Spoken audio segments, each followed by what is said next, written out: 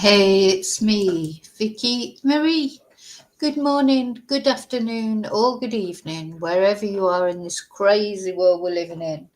So I'm sorry I'm a little bit later than I was anticipating on the live this morning. We're going to talk about little Gus, who's still missing, and just spoiler alert, there is no update in that he hasn't been found. But I just want to talk about him again. I want to keep his name out there. It doesn't seem very likely that this little boy is still alive anywhere, but you never know. Now it's become so sort of mysterious. Anything could happen, really, I suppose.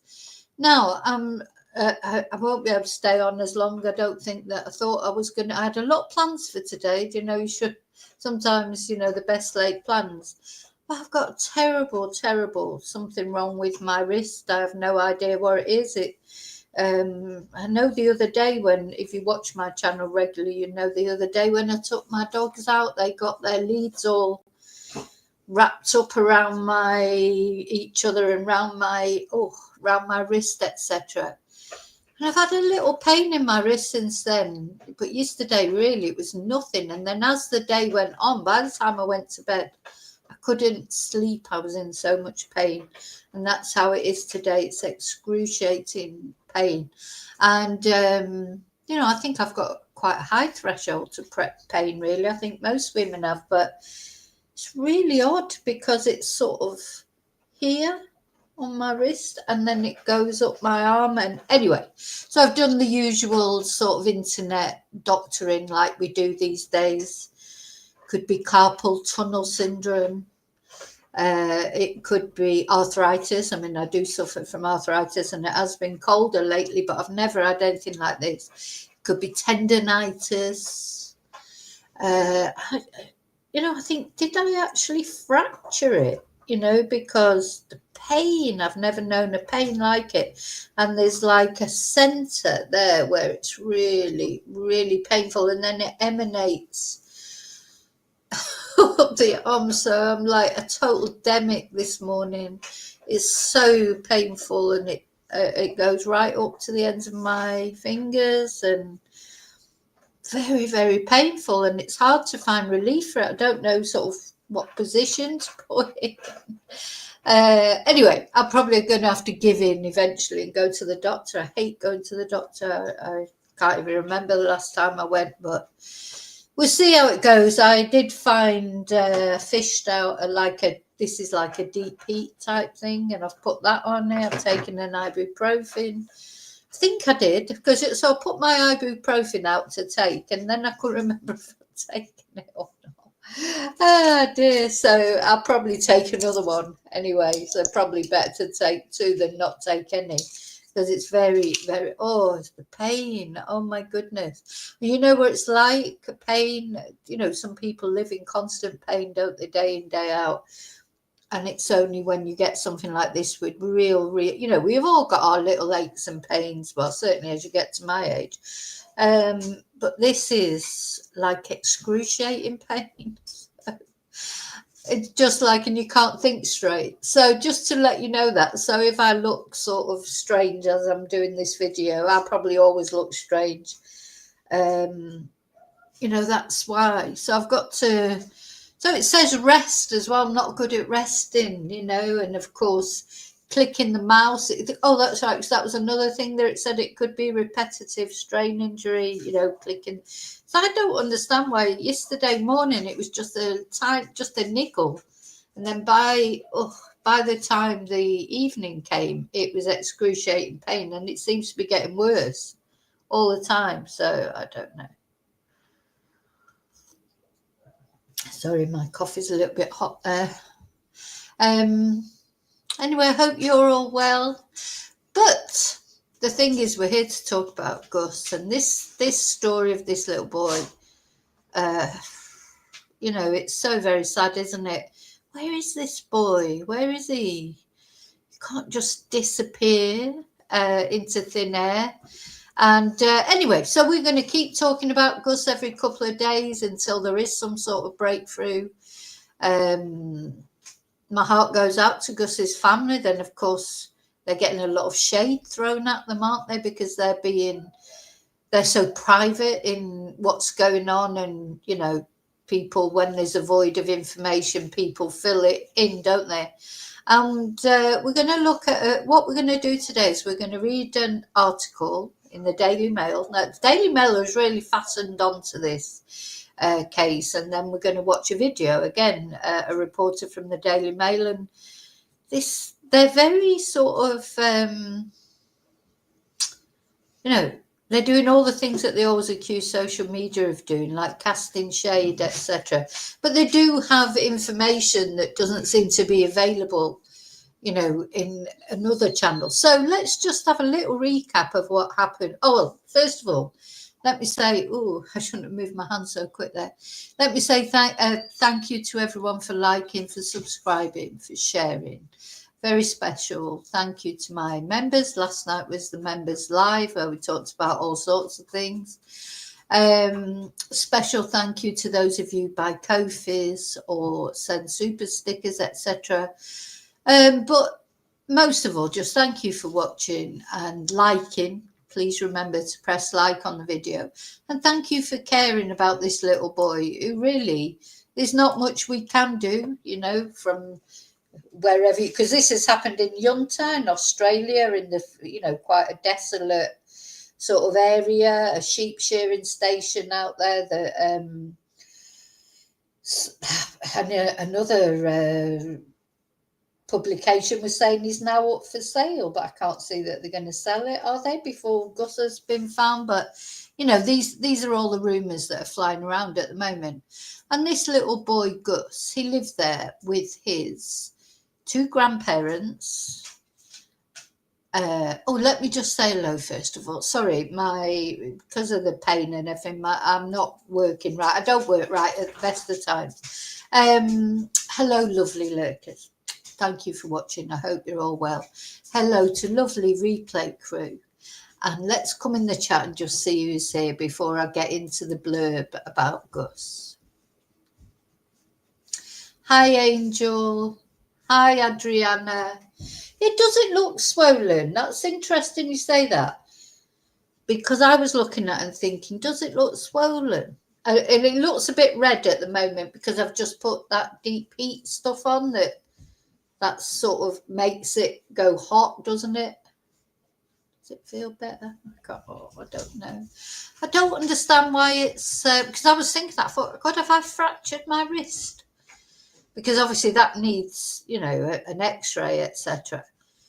But then I thought, well, this thing with the dogs, where the dogs got their leads wrapped around my wrist, and that did hurt. That was 2 days ago. So would it have taken 2 days to start hurting like this? So yesterday, as I say, it was just a niggle in the morning, just a little niggle, just I could feel it. And then by the end of the day, it was like, honestly, I could cry with the pain. Though it feels a little bit better now, probably because I put that cream on it or whatever, or maybe because I was holding it like this. Literally, when you could cry with the pain, it was so painful. And I thought, God, sure, have I fractured my wrist? But would it take 2 days to materialise the pain? So I don't know. I need to go to the doctor, but of course, I'll only go to the doctor. I won't go today, probably, but maybe tomorrow. But yeah, it is swollen, actually. It is swollen. So anyway, I mean, it's sort of, if I don't move it, if I just sit like this, but of course it's my right hand as well, so I've had to try and get used to using the left hand. Even things like picking the kettle up, to boil the water, it was heavy and it was like, ow. And I definitely did too much yesterday as well. When it was niggling yesterday, I should have just rested it, but I'm rubbish at resting, so anyway. But thank you for your concern. Yeah, Doctor. Hi, Maria. Maria. Hi, Maria. Yes, Google diagnosed me with it. Well, at least 5 or 6 things. No, I don't have a proper setup for my mouse pad with gel and that. I know. It's Maria from Melbourne. Yeah, I can flex my fingers, but it hurts when I can flex. That did hurt. Yeah. I have got like, right, this is like doctor's surgery now. I've got a little lump here on my palm.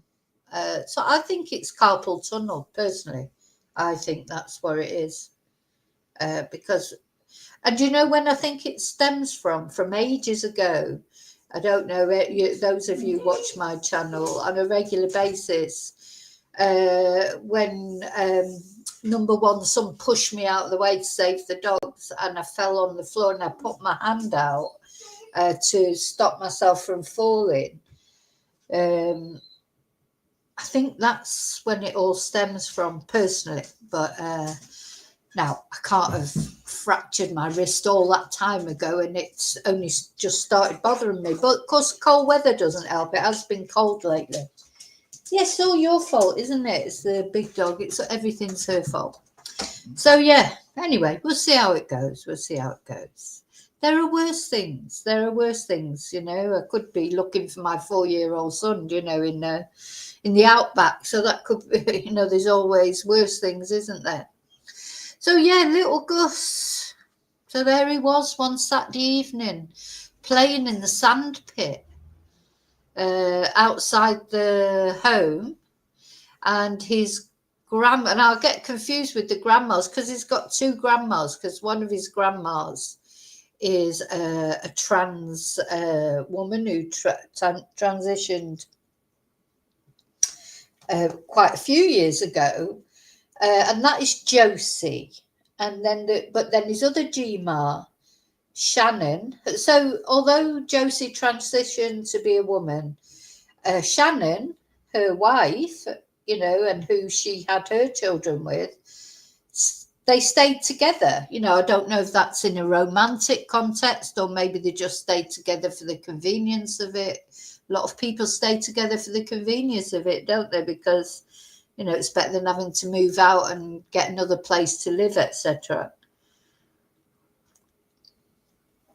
So I don't know in their case, or whether they are still like in, you know, it's a romantic thing. I mean, they're in their 70s now, but that doesn't mean to say it can't be romantic, does it? So Shannon, the Gma who hasn't transitioned, was at home with Gus and his little brother. So he's got a little brother, and she was looking after the children. So of course she would have been occupied with the little brother as well. Gus apparently was playing outside on the sand pit. It was round about 6 o'clock, wasn't it, in the evening? And then when she went out to call him in for tea, he wasn't there. And that's literally what happened. So 1 minute he was there, according to the family. 1 minute he was there, and the next minute he wasn't. And Josie, the gran who's transitioned, the Gma that's transitioned, she was apparently at the sheep shearing station with Gus's mum. And let's have a look at the family dynamics.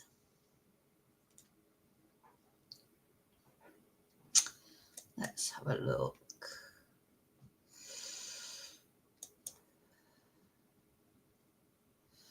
So this is one of the Gmas, the Gma that's transitioned. I haven't got a photo of Shannon. I haven't got a photo of her.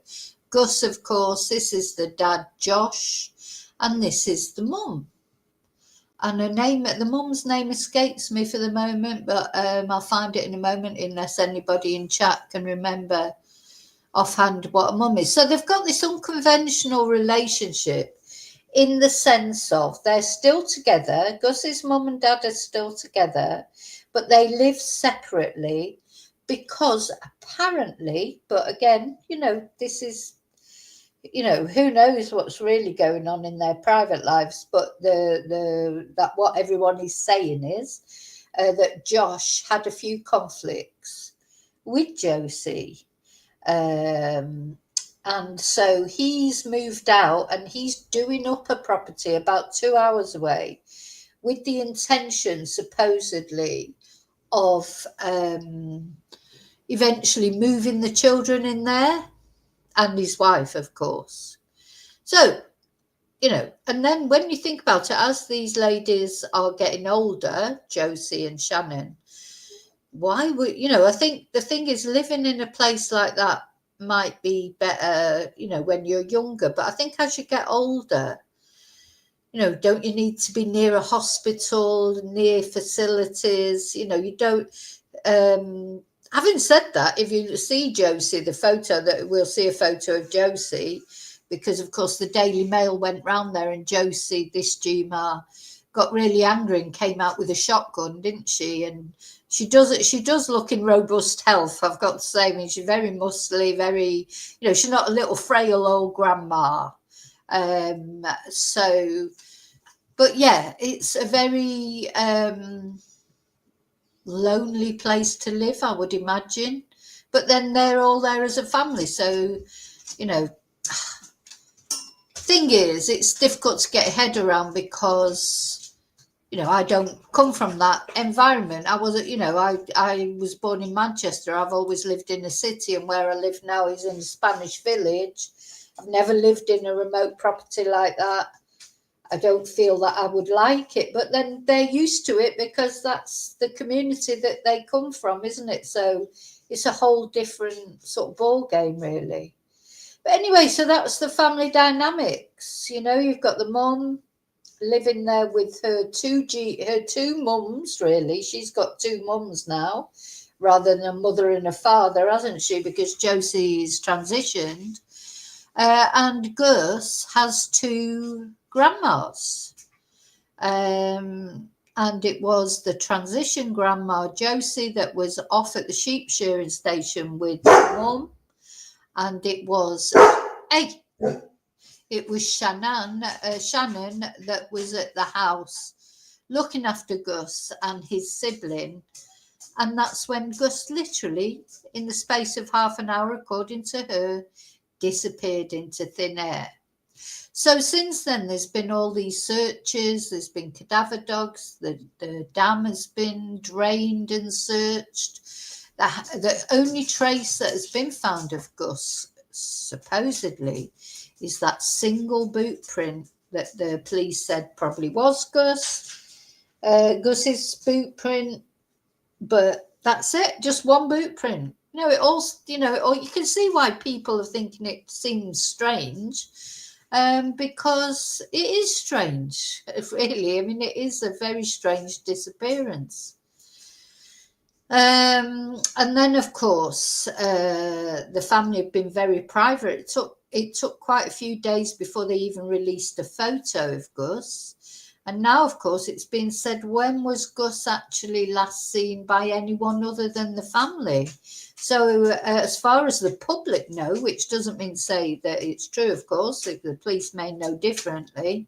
But as far as the public know, Gus hasn't been seen since that day he went and had that photo taken when he was going to enroll for preschool in March. So, what proof is there that he was seen after that by anyone in the family, because of the nature of where they live? If you live on a remote place like that, who's going to see him? So, hi, Daniel. Happy Friday to you. Hey, stop it. So, yeah. There are more pics of the two grannies together posted on Facebook. Let's have a look then on Facebook. Yeah, I haven't seen a photo of Shannon.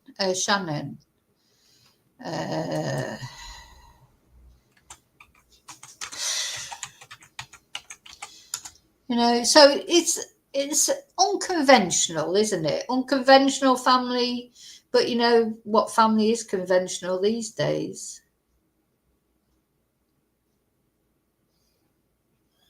They've got some more pictures of. Let me show you this, actually, what I'm looking at.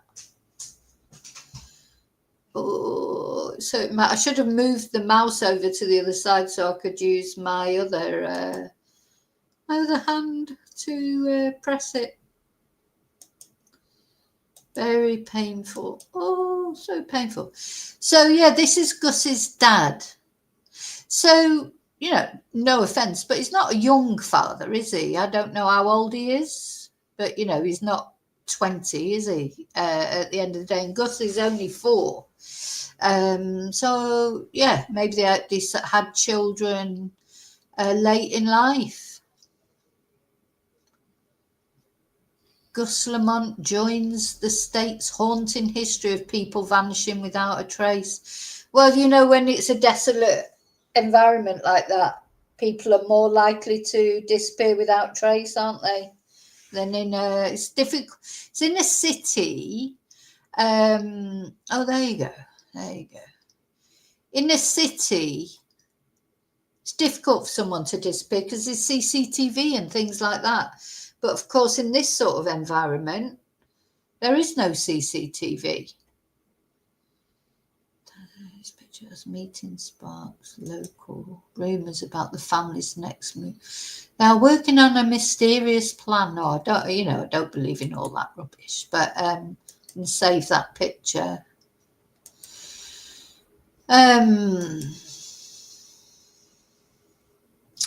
So yeah, here's Josie and Shannon. I mean, they may be in their 70s, but they look relatively, fit and healthy, don't they? And Josie in particular, we saw on the photos from the Daily Mail, she's very muscly, she's very strong. And I mean, really, living in that environment and shearing sheep and things like that, you've got to be physically fit, haven't you? You've got to keep physically fit, I suppose.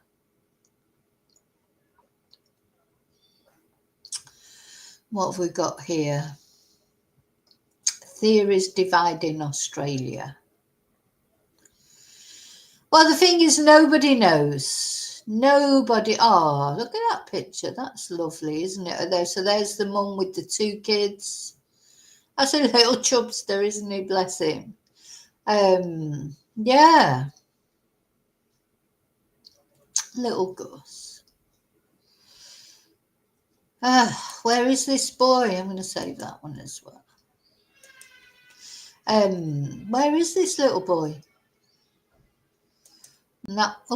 That was, where's that?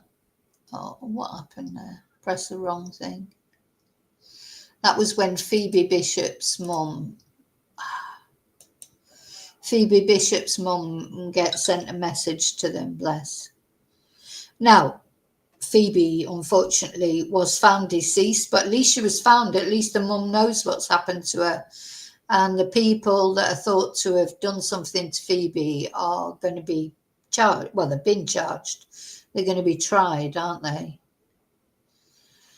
Yeah, so it was Shannon that was the last person to see Gus alive. Yeah, this is the Daily Mail saying that maybe he went missing 6 months ago, etc. So, this is where we are with this case. Every day that passes, it gets more and more mysterious, doesn't it? It's a very, like Jack and Lily Sullivan, so very mysterious. You just don't know what to think, because you'd always like to think that grandma or any grandma has not done anything to that boy. Do you know what I mean? Or anyone in the family. It's hard to believe, isn't it? But it does happen. This is the sad thing.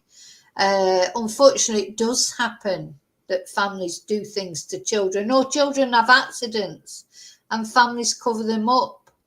It does happen, sadly. And until Gus is found and it's established what actually happened to him, I really feel for this family if they're innocent, because there's always going to be clouds around them, like the dingo baby case with Lindsay Chamberlain. They'll always have this hanging over them, apart from the fact they've lost their child and grandchild, which is bad enough in itself. But there's always going to be this question mark hanging over them. Did they have something to do with it? So it's very sad. I just, so in a way, when Josie got really angry with that reporter who turned up at her door, you can understand. I mean, in my opinion, she did overreact by coming out with the gun. And, they said that she came out with the gun because she was going to shoot a snake on the porch.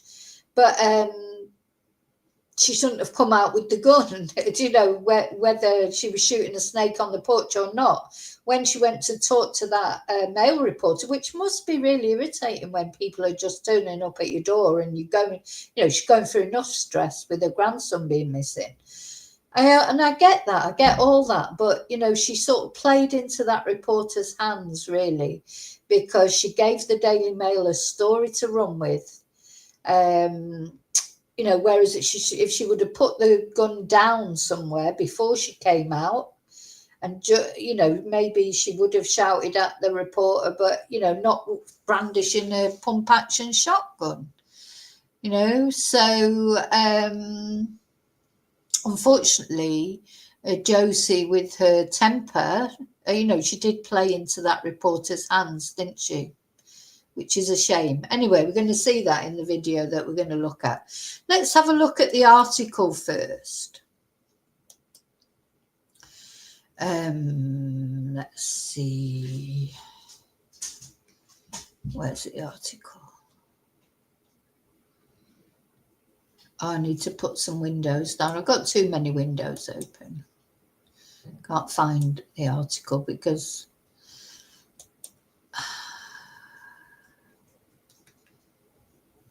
I might show that at the end. I don't know if you saw the video of Rocky. I'll show that at the end. Cheer us up. We'll need cheering up by then.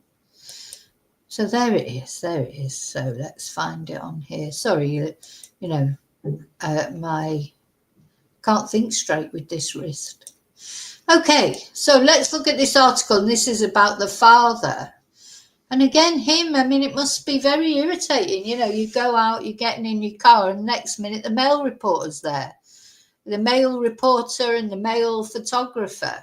It must be irritating, mustn't it? I think we can all sort of sympathise with that. But the thing is that the media will go for a story, and they talk about the social media, but the mainstream media, papers like the Daily Mail, etc., they're just as bad, if not worse, than social media and TikTok, etc.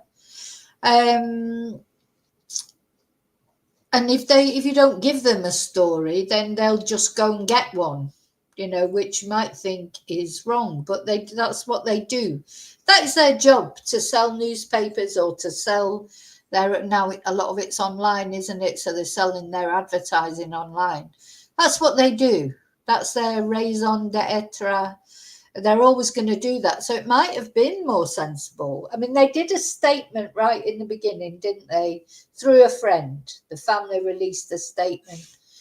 And if Josie doesn't want to talk, or the family don't want to talk, again, maybe another statement from a friend of the family just keep this newspaper off their backs, because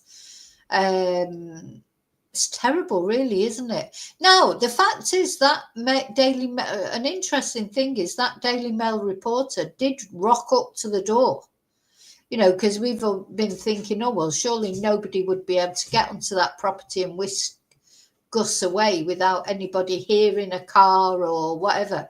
But that Daily Mail reporter seemed to manage to just rock up there and virtually to the door. To the porch where Josie just happened to be chasing a snake away with a pump action shotgun. So if that Daily Mail reporter could get up there without being noticed, could somebody have got up there and kidnapped Gus without being noticed? Anyway, so this is more about the dad, this particular article.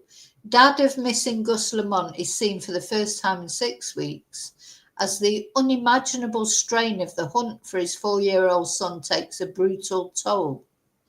Gus Lamont's father, Joshua, has broken cover for the first time in more than a month. Still no closer to learning what happened to his 4-year-old since he vanished in the South Australian outback weeks ago. The tragic ordeal appeared to be taking its toll on the former country musician. So Mr. Lamont was pictured on Tuesday looking distinctly more pale and thin than older photos. Well, yeah, the photos are older as well, don't forget. His red hair and beard, flecked with grey. How old is he, this guy? I don't know how old he is. As he appeared to be going to work dressed in tradie high-vis. When briefly approached for comment by Daily Mail, the devastated father reacted angrily. Oh God, they are horrible, aren't they? The way they talk. The devastated father reacted angrily. And then they're going to, show him up for being angry. Well, you can't blame him for being angry, really. His son, Gus, vanished from his maternal grandparents' remote outback station, 40 kilometres south of Yunta, on the evening of September the 27th. Police said he was last seen playing in a pile of sand in front of the homestead around 5 p.m. by his grandmother Shannon Murray, and when she went to call him in at 5:30, he was gone. And at the same time, Gus's other grandparent, Josie Murray, and his mother Jessica Murray, Jessica, that's her name, sorry, I forgot her name, were tending, because you always say, Gus's mum, but of course, she has got a name, so that was my bad. Were tending sheep 10 kilometres away from the homestead. So I'm presuming he's got to go to work as normal, or is he still, supposedly he's living with his brother, I think. He's doing up a house for, what he hoped would be his 2 children and his wife. Will Gus be found, and will Gus ever go to live there? Here's the little cherub. Oh, he's so cute. Anyway, so Joshua was living in a ramshackle $80,000 farmhouse in Bellelea North, which is 2 hours away from the Lamont's outback sheep station, but still in a relationship with Jess. So they were living apart together. They're called lats, aren't they? There's a lot of people like that who live apart together. They're in a relationship, but for whatever reason, there's lots of reasons why people might not want to live together. It's difficult to live with another person, isn't it? It is difficult. And one of the main reasons that people do live together, probably, apart from, maybe because they're in love, like in the early days, but also it's cheaper, isn't it, than running 2 households. And I'm sure that's what happens a lot of the time. But I think older people, who maybe haven't got those same financial constraints that maybe a young person has got, though it doesn't always work. A lot of old people have got financial constraints as well. So, if people financially are capable of living separately, they often do, don't they, these days? So stay with each other maybe at the week, maybe one will come over one weekend and then go over to the other person's the next weekend. I'm not saying they never spend time at someone else at each other's houses, but keep their independence. So a lot of people do that. Let me know what you think about that in chat. Do you think it's a good idea? So sources said he was renovating the dilapidated property to allow his young family, which also includes 1-year-old son Ronnie, to move in and settle down. But the house now stands eerily empty. Last month, Joshua appeared to be staying with his brother Samuel. At the time, his brother told Daily Mail that Joshua wasn't ready to be interviewed about his missing son. But when asked again on Tuesday if there had been any change, Samuel, this is his brother, according to the Daily Mail, loudly shouted, "Get off the property now." I think they're just sick of the Daily Mail, aren't they, by the sound of it? And I don't blame them. But, for us as the public who have got public interest in, genuinely, we want Gus to be found. And we do care about Gus, and I know we're not the family and this, but, not that we would go round there badgering the family. Even if I lived, round the corner, I wouldn't be going there badgering the family. I might reach out to the family and say, look, do you want to have an interview? And if they say no, they say no. You can't go badgering someone. Many questions remained unanswered as police continued to search for Gus near his maternal grandparents' remote station south of Yunta. And Josh appears to be living in Adelaide, which is more than 290 kilometres away from where his son was last seen.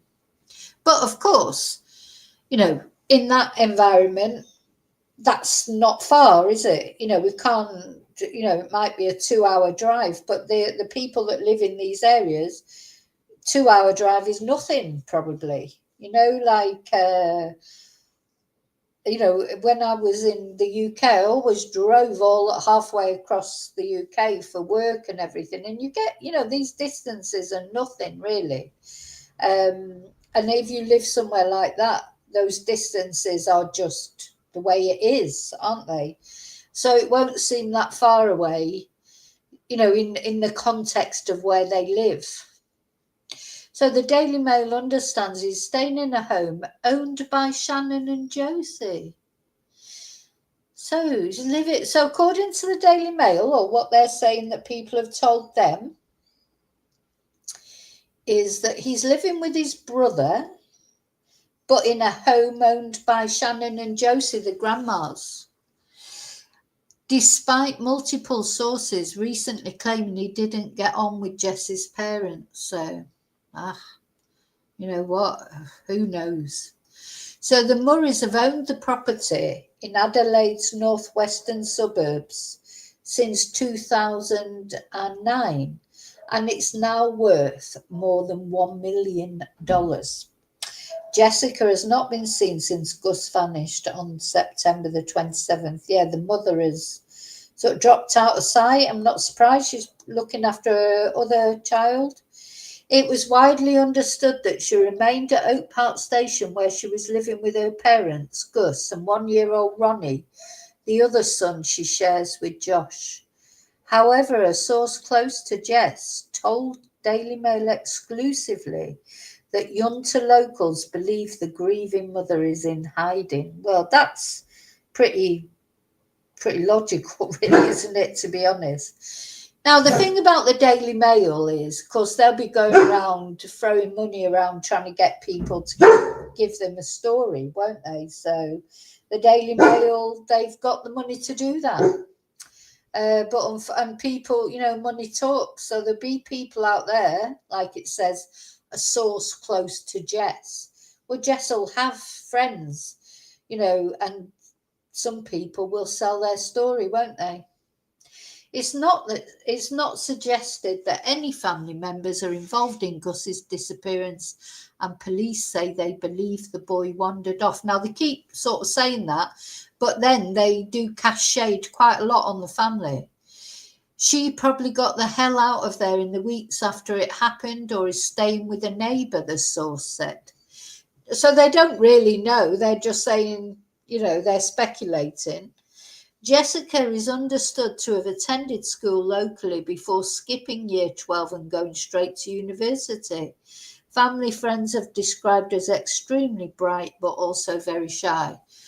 Now, you can be sure that just even as we speak, the Daily Mail will be out there looking for anyone who knows anything about this family and offering them money, to tell their story, and then, of course, people like me will be reporting what they say, because we're all, we've become emotionally invested in Gus's case. And, it's just very sad, isn't it, that a 4-year-old could just disappear like that. Where is he?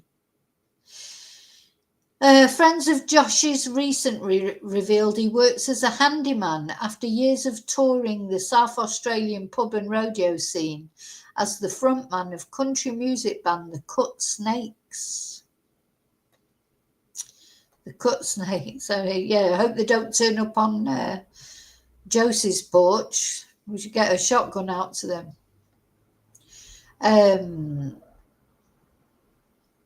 Yeah, and there's a photo of him when he was younger. He's obviously, this photo is a long time before this photo, because unless he was, I don't know. But having said that, the stress will have taken its toll. There's no doubt about it. And you can tell he doesn't look best pleased, does he? That he knows there's a photographer there taking his picture. Doesn't look very happy about it. So this is really horrible behaviour, really, isn't it, by the Daily Mail? Because these are parents that have lost their child.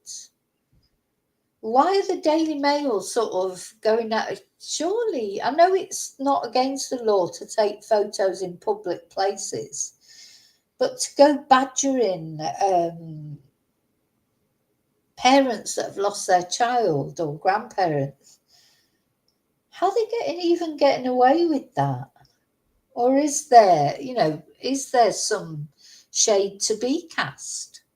You think the police would be really annoyed, would do something about that? Just that whole thing seems quite odd, doesn't it?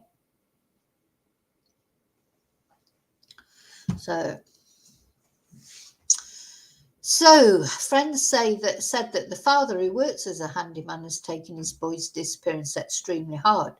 Now, of course, the other thing they reported was that he was at that other property when the police came round to tell him that Gus was missing. No one, according to the Daily Mail, everything's according to the Daily Mail. Nobody, the family did not contact him to say about Gus. It was the police turned up there. But, it might have been the police who said that they wanted to do that because they may have gone there wanted to surprise him, see if Gus was there, So it was also claimed he did not live at Oak Park Station with his partner and children due to not getting along with Josie. Instead, he shared a commuter relationship with Jess. On October the 31st, police returned to Gus's family's property for a third time to drain 3.2 million litres of water from a dam on the property, but heartbreakingly, they found nothing of significance. So don't forget they found, none of Gus's clothes. They haven't found his boots. They haven't found his hat that he was wearing. There's nothing except that one boot print,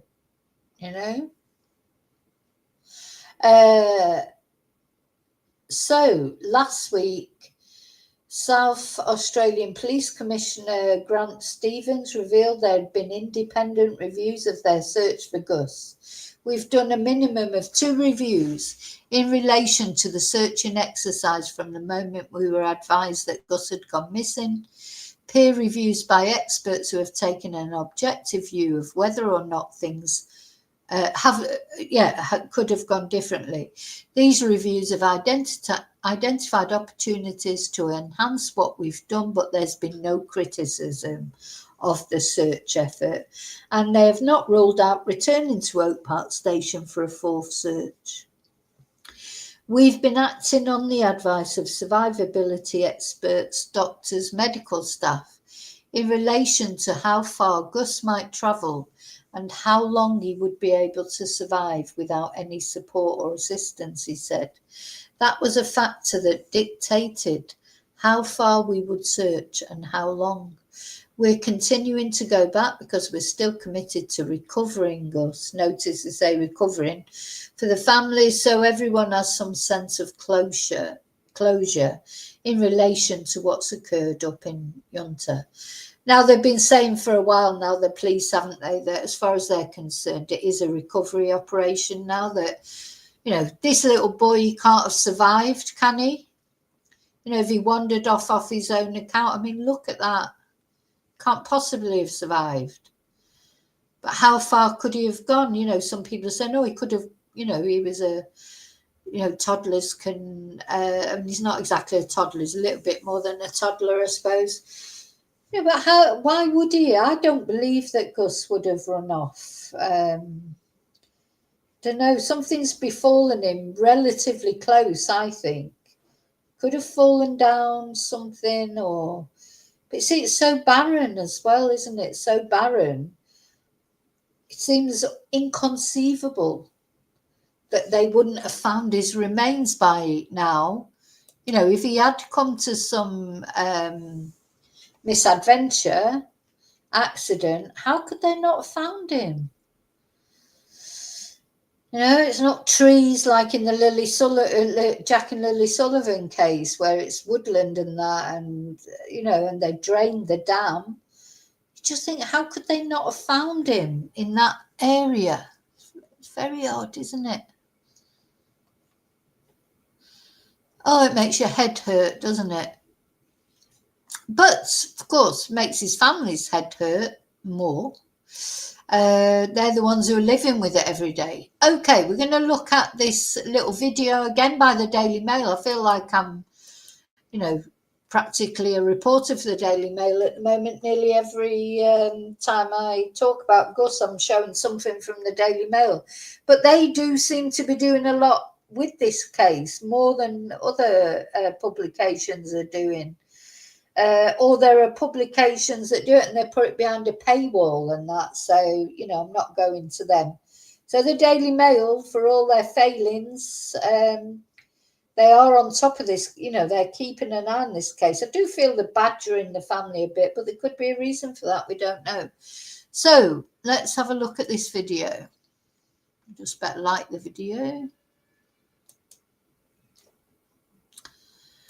So there seems to be a couple of reporters that keep popping up on these videos. Two ladies, actually. Let's have a listen. Stranger could have abducted him. I spoke to Ken Gamble, one of Australia's top private investigators. Mr. Gamble says Gus's abilities may have been underestimated. He says the early search should have looked far beyond the initial 2-kilometre radius. When Daily Mail tried to speak to Josie Murray on the property recently, she brandished a pump. Yeah, so originally their search was only 2 kilometres. That's what they assessed would be, as far as Gus would have gone. Maybe he did go further than that. Now this is the video of Josie coming out, and this definitely played into the Daily Mail's hands. He got the big shotgun. I think she's got some ammunition in her other hand. She's very aggressive. I mean, I don't blame her for being angry, but I would be angry. No, but how did they get right up there, without anybody noticing? That makes you think as well. Then, did somebody kidnap Gus? If the Daily Mail reporter got right up to the door before they were threatened and told to leave, could somebody else have got there and took Gus? Action shotgun at our reporter. Sorry, I just... Get out! Are you deaf? Okay. Yeah, he did look, she did look very intimidating. But, I'm torn between we had that audio from the Proudfoots in the Sebastian Rogers case where Chris Proudfoot got angry over the phone. As far as I know, he's not gone out with a shotgun and threatened to shoot anyone, but not that Josie exactly threatened to shoot the reporter, but she brandished that shotgun. Thing is, you can't possibly know how you would react, can you, unless you're actually in that position. But unfortunately for Josie, I do feel she played into the reporter's hand. I bet, so it was a reporter and a camera person. I bet they went, oh, this is brilliant coverage that we've got. Like they would have been like chuffed to bits. It's been more than 6 weeks since little Gus Lamont went missing on September 27. He's believed to have wandered off from his parents' remote sheep station in Yunta, which is about 230 kilometres north of Adelaide. His grandmother, Shannon Murray, was the last person to see him when he was playing in a mound of sand outside of the family homestead around 5 p.m. of that evening. No sign. So, yeah, that was Shannon who last saw him alive. And is it this sandpit here where he was playing? No, and he will have played there loads of times before. So why should he have run off this time? You know, why? You know, I don't think he did run off, but then I don't know what happens to him. Gus has been found since, despite multiple land, air, and waterway searches from police, the army, and the SES. Various explanations for Gus's disappearance have been talked about, from disused mine shafts to wild animals. Police seem to be no nearer to working out what has become of the missing child. Yeah, there's been all these possible theories, haven't there, about wild animals, about he fell down a mine shaft, or all these kind of things. And most of them, I think, have been poo-pooed by the police. I'm just going to make a banner because I want you to let me know what you think happened to Gus.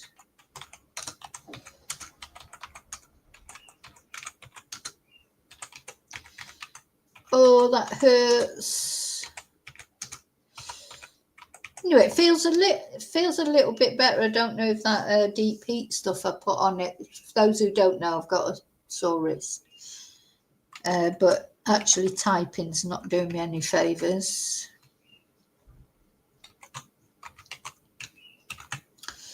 So I'm just going to put this banner up so that people, not only yourselves, of course, and who are watching live now, but also replay crew, don't forget to let me know what you think happened to him in the chat, okay? What do you think? Let's start the video again. In fact, there seem to be more unanswered questions now than there were when he first vanished. Many conspiracy theories have circulated online, all as unlikely as the next. People have been particularly fixated on the theory that perhaps a wild animal got to Gus. Dingoes, a wild dog, have previously been responsible for abducting small children here in Australia. But there are precious few dingoes around in South Australia, and farmers tend to shoot them on sight. The region is also protected by a 1,200-mile-long dog fence. Crocodiles, which inhabit the tropical regions in Australia, are not found in the south. No. Gus is too big to have been taken by an eagle, and if he was attacked by a wild pig, some of which are in the area, there would have been signs of a bloody struggle. Local topography makes it almost impossible that a stranger could have abducted him. So is this the dam is that the dam there that they drained? But no, you have to presume that they've checked all these outbuildings. You know, did he go and hide somewhere? There's always little boys, little children, they go and hide, don't they? They think it's fun to hide. And, you know, this is a sprawling place. So you've got to presume that the police have gone all over this property to look for Gus. You know, could he have squeezed underneath the house? Or, you know, children do hide in places, and then sometimes they can't get out again. You know, I personally can't see that it can be very far from this property. You know, if what happened, you know, if what happened is true, that he was playing outside and then the GMAR went in and then came back out to shout and they disappeared, I don't think he's going to be far from there personally. But it's just, where is he? Because he's only little. He can fit into little spaces. The nearest major road is the Barrier Highway, which takes long-distance truckers to New South Wales from South Australia. But to reach it, Gus would have had to walk about 30 kilometres. If he had wandered off and simply perished, many would have thought that his remains would have been found by now. There's no way, in my opinion, that he walked 30 kilometres. And like you say, Angel, run off where? I mean, where is there to go? You know, children. I mean, he could have, I suppose, run off and got lost and couldn't find his way back because it all looks the same. Maybe thought it'd be fun to go running off, you know. But I don't see that. I mean, he's lived there a long time. I'm sure he knows very well that he's not supposed to go anywhere except in that in that immediate vicinity. And I think if an accident has befallen Gus, he will still be there in that vicinity. Spoke to Ken Gamble, one of Australia's top private investigators.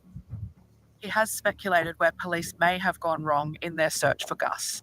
When police first arrived on the evening Gus went missing, they immediately began a ground search within a 2-kilometre radius. But 6 days later, the search was scaled back. It wasn't until authorities returned days later that they widened the operation again, this time to a 5-kilometre radius. Mr. Gamble says Gus's abilities may have been underestimated. He says the early search should have looked far beyond the initial 2-kilometre radius. He says if it were up to him, he would have launched a wide-scale, grid-based search covering 7 to 8 kilometres from the outset.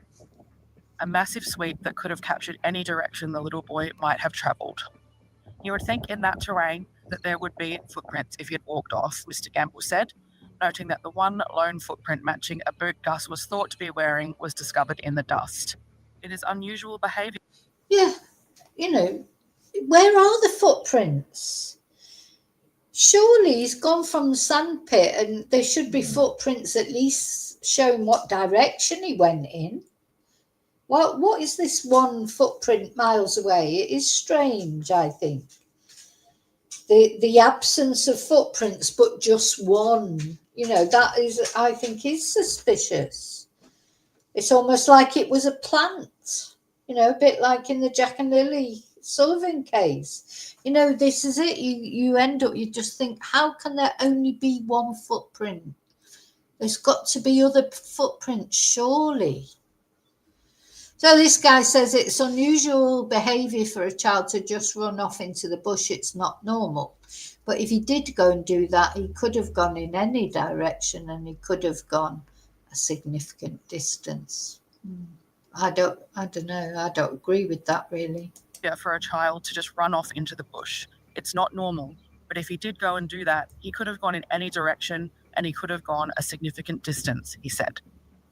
Police can underestimate just how far someone, especially an energetic little boy, can wander. The boy's family, which includes parents Gus Lamont and Jessica Murray, grandmother Shannon Murray, and transgender grandparent Josie Murray, have refused to speak publicly. Yeah, they're not speaking at all in public. What do you think about that? Is that suspicious, or do you think that's just normal for a private family not to speak in public? Wouldn't you be speaking in public, pleading for anybody who knows anything about where your son is or your grandchild is?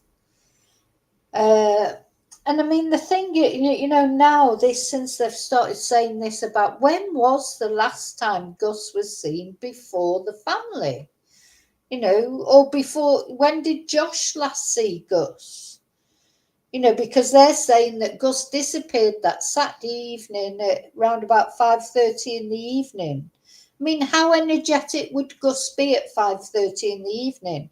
I know children can be energetic, but normally as the day goes on, they do start to wind down a little bit, don't they? He would, and she was making dinner, wasn't she?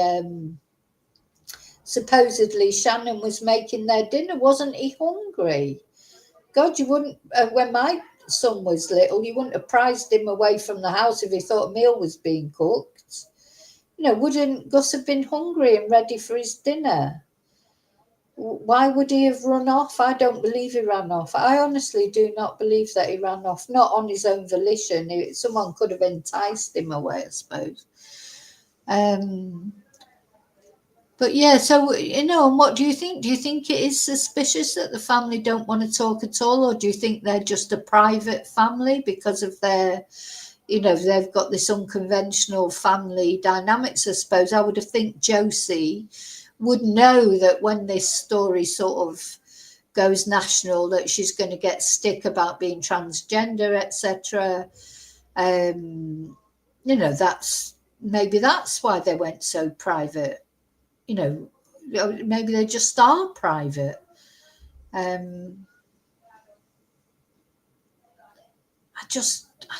don't know. It is one of those cases that really makes your head hurt.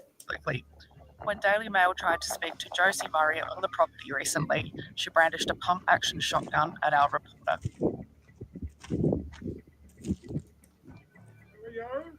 Pardon? Yeah, that's right, Maria. That was the last time that he's been confirmed as being seen by people outside the family in March. 6 months ago. Has he really not been seen by anybody since then? And when does Josh say that he last saw him? You know, I don't know. I feel like something's happened here. I do feel that. And I think Josie's behaviour here, I'm sort of torn between thinking, God, she's probably at the end of her tether, and thinking this is unnecessarily aggressive. Who are you? I'm with the media. Out! You are trespassing. Get out! I'm so sorry. I just. Get out! Are you deaf? Okay. I was leaving. Get out! I was leaving. Shut your face and get out! We'll have the police on you because you've been warned not to come here. Get out! I haven't been here Get before. out! I haven't been here before. What are you deaf?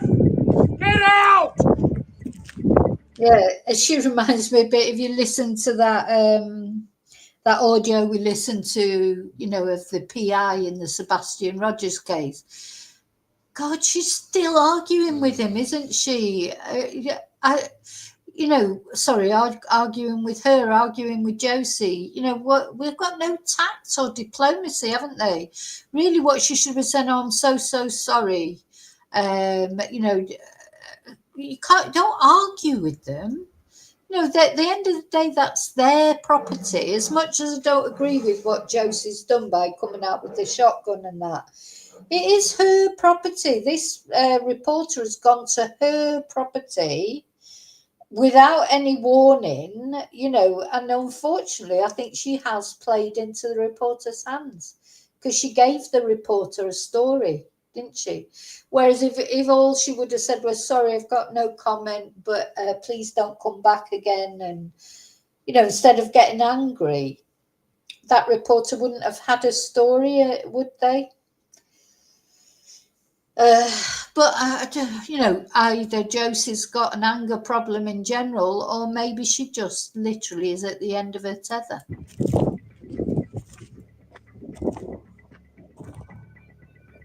The other grandparent, Shannon, was the last person to see the 4-year-old on the evening of September 27, when he was playing in the sand outside the family homestead at 5 p.m. When she went to call him at 5:30 p.m, he was gone.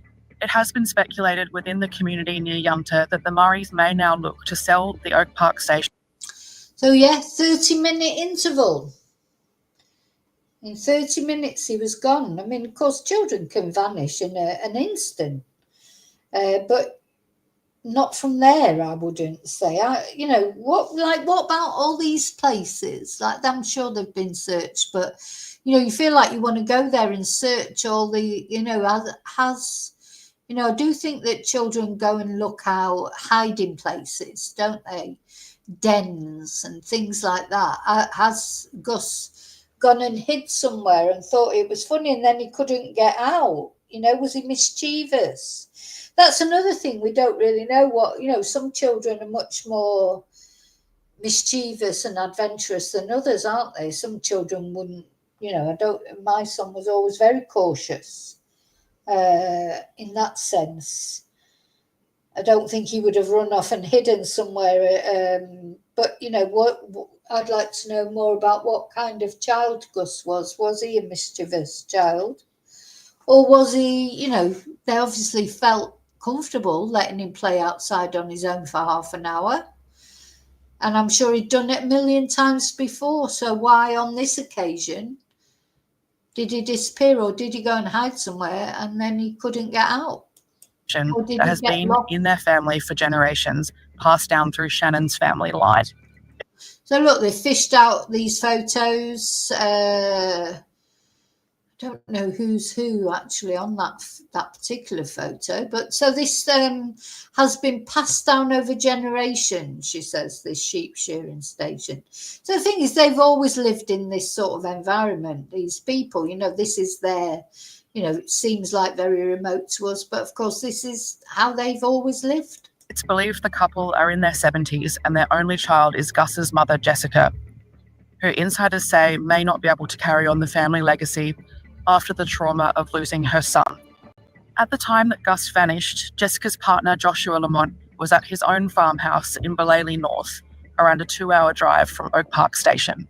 However, he now appears to have moved into another home, which is understood to be owned by Shannon and Josie Murray. Joshua refused to speak. Yeah, so they can't be that sort of, at loggerheads with each other if he's staying in a place that's owned by them.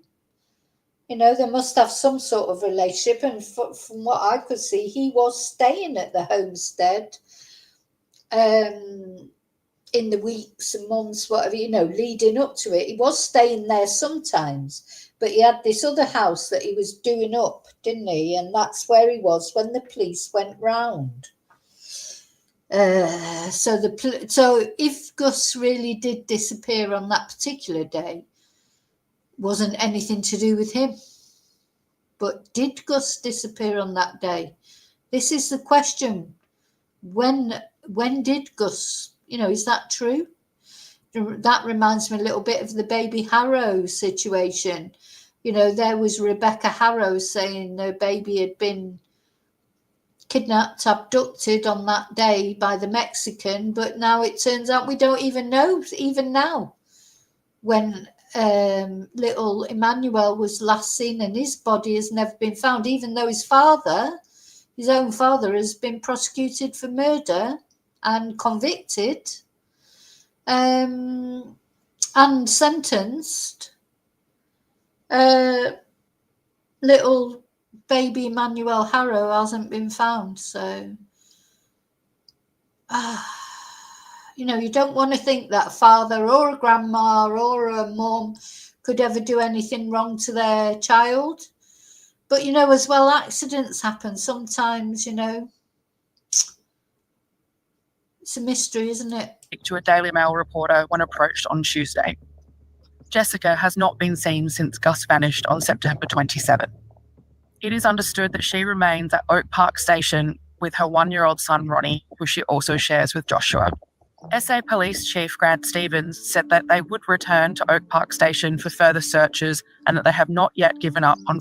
Right, I've just got to stop that moment because my Riley's coming back from the Clippers, so I've just got to make sure, let him in and make sure, get the big dog out of the way.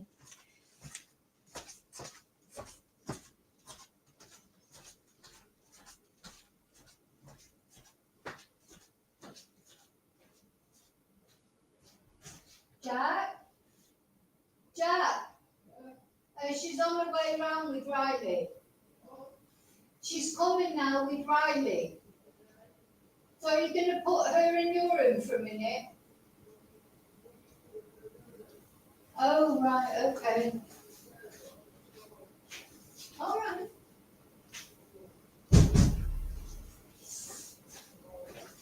Come on, come here. Good girl. Come on. Come on. Good girl.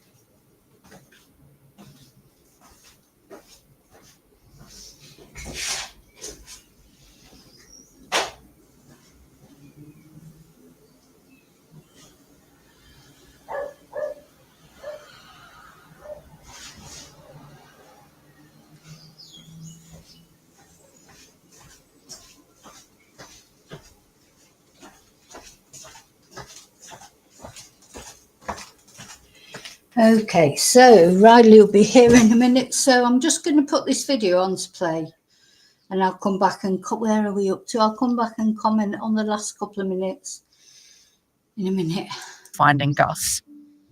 SA police drained 3.2 million litres of water from a dam near the property last month, but found no trace of the boy. The dam is around 600 metres from the homestead and is thought to have been about 4.5 metres deep. So police have returned today to the Oak Park station near Yunta in the continued search for Gus Lamont. Today we'll be... Actually, I'll say... So, yes, strange, isn't it? This police conference that they did say that nothing had been found in the dam. Oh, sorry, just let me send a message back.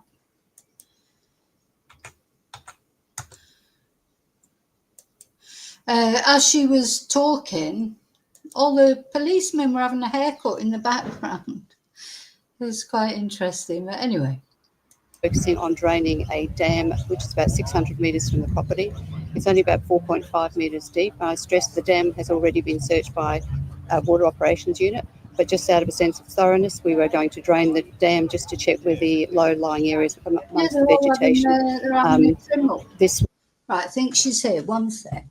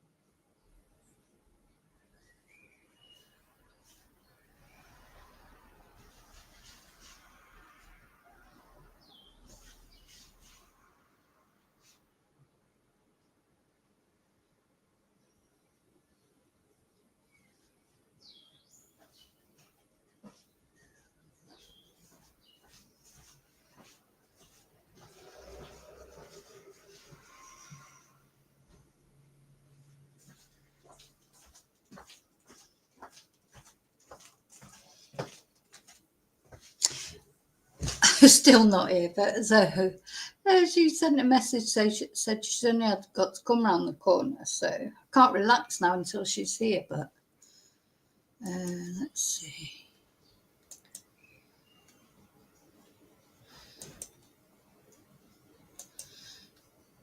Right, sorry. Let's carry on with this for a bit. Will complete today, and in terms of the drone searching that was undertaken, that has been assessed. Regrettably, nothing of any significance. Yeah, so they did these big drone searches, and nothing was found on the drones either. He's not in that wilderness, is he? This boy came from that drone footage, but over the next coming weeks, we'll continue to assess the aerial footage that was taken more broadly across the property to see if there's any information from that leads us to any lines of inquiry. Commissioner Stevens said there have been 2 reviews into the search efforts. We've done minimum of 2 reviews in relation to the searching exercise from the moment we were advised of Gus having gone missing. Peer reviews by experts who have taken an objective view as to whether or not there could have been things done differently. Those reviews have identified opportunities to enhance what we've done, but there's been no criticism of the search effort from the moment we were notified. Acting on the advice from survivability experts, doctors, medical staff in relation to exactly what the likelihood of Gus, how far Gus might travel and how long he was able to survive without any support or assistance. There is no evidence of foul play at this time, but as I've said publicly before, we are still open to any possibilities that might have resulted. Yeah, so they keep saying there's no evidence of any foul play, but they're open to possibilities. I think basically reading in between the lines, it's just like they haven't got a clue, have they, what's going on? But then we don't know what extra information they might have on people's phones and things like that. You know, have there been no other photos taken of Gus since March? I mean, you know, I think when children are young like that, you're normally taking quite a lot of pictures of them, aren't you? You know, that sort of stops when they get self-conscious and they don't want their photos taken. But at that age, at 4, normally kids, you know, they're quite happy to have their photos taken. Is that really the very last photo that they've got of him? Or maybe they just don't want to release other ones. Surely they'll have taken more photos since March. Surely you can't go 6 months without taking a photo of a child, surely. Older than Gus having gone missing. You know, especially in this day and age. Despite 3 previous major search operations involving SAPOL, Airpol, the SES and the ADF, Gus has still not been found. It is not suggested that any of Gus's family members are involved in his disappearance. Yeah, they keep saying that, the Daily Mail, you know, no family members not involved, but then they sort of cast shade on them. But I do think it's strange that you would not take a photo of a 4-year-old for 6 months. No sightings, no photos in 6 months, yeah. It's got to be red flags, hasn't it? And all that trouble is on Outback, on a big Outback thing, if there is any, you know, foul play by the family, which I'm not saying there is, but, you know, it's always a possibility. They've had ages to cover it up, isn't it? It never gets solved, will it? It's very sad, very sad.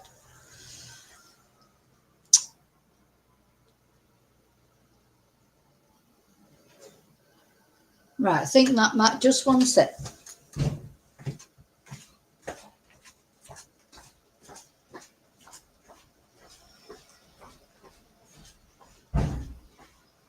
Hello.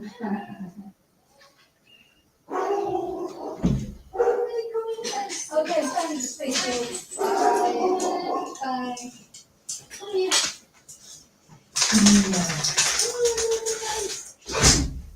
Oh, don't get the haircut. Haircut Friday for Riley. Yeah. Oh, haircut Friday. Come here, come here.